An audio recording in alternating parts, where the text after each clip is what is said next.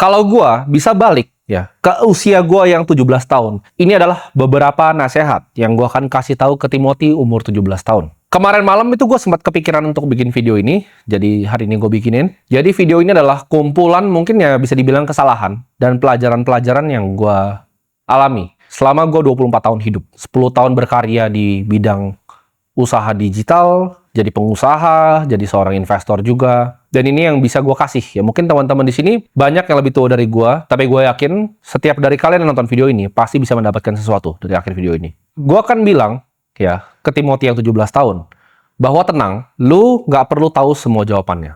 Maksudnya apa? Gue waktu 17 tahun, 18 tahun, bahkan mungkin masih tahun lalu ya, gue selalu banyak bertanya-tanya tentang apa yang gue sedang kerjakan. Apakah yang gue kerjakan itu benar, dan apakah yang gue kerjakan itu sesuatu yang gue cintai. Tapi jawabannya adalah gue nggak perlu buru-buru untuk tahu semua jawabannya. Gue tuh orang yang gerasak gerusuk ya, gue cepet orangnya. Gue akan kasih tahu bahwa tenang ya, lu yang masih bocah nih, lu masih kecil nih, lu nggak perlu tahu semuanya. Kadang dulu gue mikir apakah gue itu adalah seorang investor yang paling jago, tapi gue ngerasa waktu itu seumur gue kayaknya Warren Buffett itu udah lebih muda mulanya dari gue waktu dia invest Coca-Cola. Kayaknya gue adalah seorang investor yang nggak sejago Warren Buffett. Dan kalau kita ngomongin soal media, ya gue mungkin nggak seperti orang-orang jago banget yang udah bikin campaign yang Coca-Cola atau yang lain, atau di bidang-bidang yang lain gitu. Tapi waktu yang akan berikan nanti jawabannya semua. Jadi lu nggak perlu harus langsung tahu gitu, fokusnya di industri apa, lu jagonya di mana. Kadang nanti lu akan ketemu yang namanya dua dunia. Contohnya, gue adalah seorang investor yang handal, tapi nggak semua investor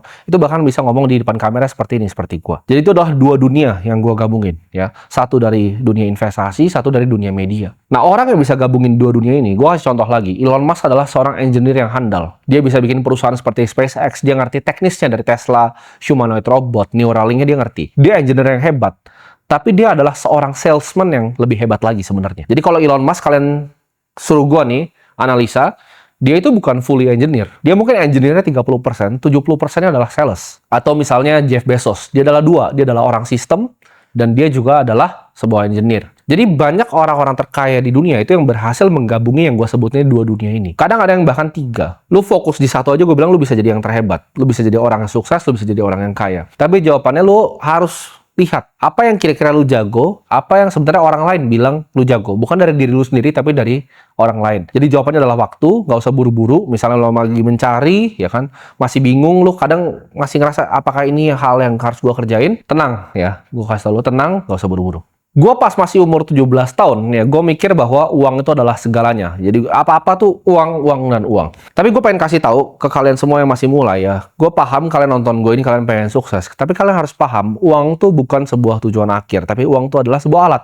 Percuma ya, uang itu gak bisa untuk terlalu banyak hal juga sebenarnya. Kalau lu mau ngomong gue di posisi gue sekarang, sama kita ngomong konglomerat, yang mungkin disebut misalnya 9 naga, itu secara kehidupan, itu tidak banyak yang berbeda. Tapi mereka itu bisa tolong jauh lebih banyak orang dibanding gua. Kalian paham dengan apa? Buka lapangan pekerjaan. Perusahaan-perusahaan mereka tuh perusahaan yang mengemploy ribuan, bahkan ratusan ribu karyawan. Kalau secara lifestyle mungkin gua rasa nggak terlalu berbeda. Ya, gua bisa beli mobil yang mereka beli, gua bisa punya tempat tinggal yang mereka punya, gua bisa punya semua yang mereka punya. Kalau kita ngomongin secara egois diri sendiri. Tapi kalau untuk ke masyarakat, mereka jauh lebih banyak ya mengerjakannya dibanding gua. Jadi itu, uang itu bukan cuma sekedar untuk diri sendiri. Kalau gua uang untuk diri sendiri, gua matiin kamera ini sekarang dan sudah selesai. Gua pengen bilang ke gua yang dulu bahwa uang itu adalah sebuah alat ya, bukan tujuan akhir.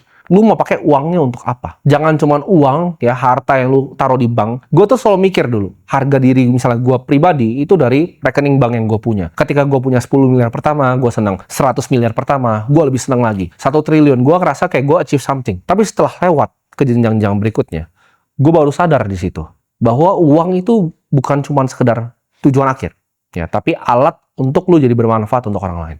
Gue akan bilang ke Timothy yang dulu bahwa hidup itu tidak adil. Dulu tuh gue suka tanya kenapa. Kadang misalnya, yang namanya hidup, selalu ada sial yang datang di hidup lo. Gue selalu tanya, kenapa hal ini diizinkan ada di hidup gue? Tapi lama-lama gue, seiring pengalaman gue ya, diterpa badai, macam-macam lah yang gue udah alami di hidup gue. Kalian yang lihat gue di kamera ini, kesannya nggak pernah ada masalah, sukses-sukses. Enggak, gue itu lebih banyak gagalnya dibanding suksesnya ya. Gue lebih banyak kesandung ya, jatuh, kena musibah dibanding yang kalian lihat nih.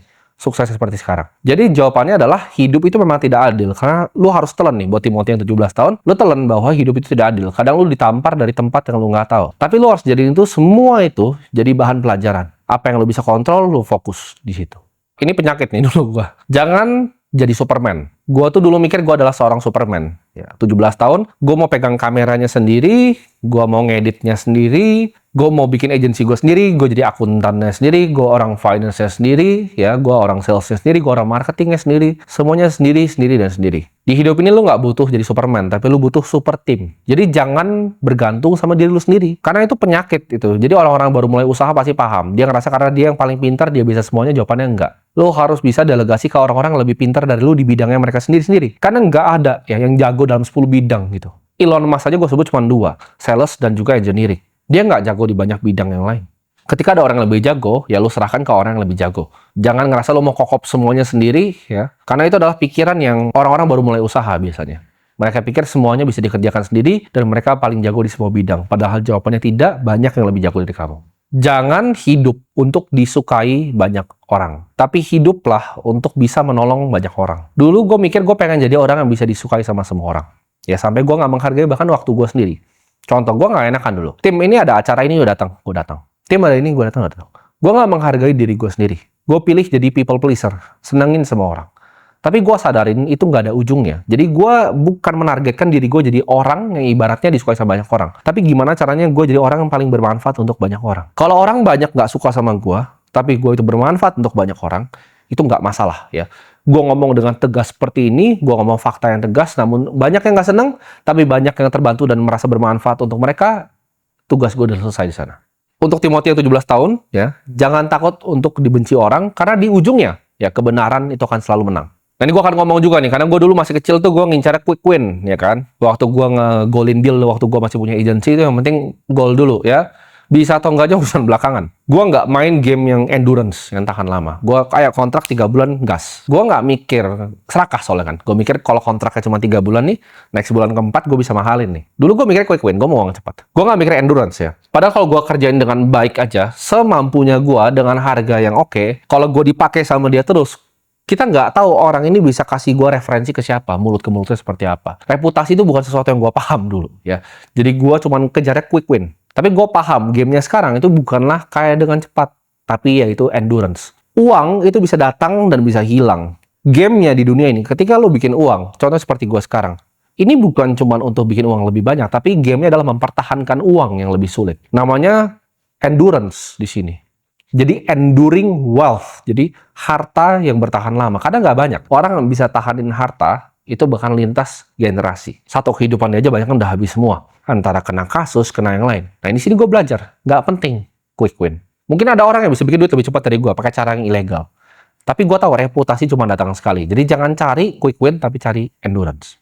Jangan remehkan kekuatan dari sabar.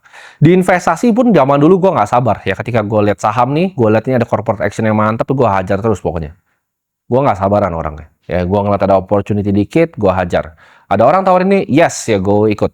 Akhirnya rugi, dan rugi. Sedangkan kalau gue sabar, contoh seperti sekarang. Ya. Apakah gue tidak bisa men-trade opportunity yang gue tahu dengan network yang gue punya? Bisa sekali. Tapi gue pilih sabar. Gue main di game yang long term. Gue nggak perlu trading yang kecil-kecilan. Gue lihatnya semuanya jangka panjang. Apa yang gue bisa lakukan, ya, yang gue bisa use capital gue untuk sesuatu yang sangat jangka panjang. Time horizon gue, ini bedanya orang sukses sama enggak. Orang yang luar biasa sukses, dan enduring wealth ya gue bilangnya, yang gue ngobrol ya.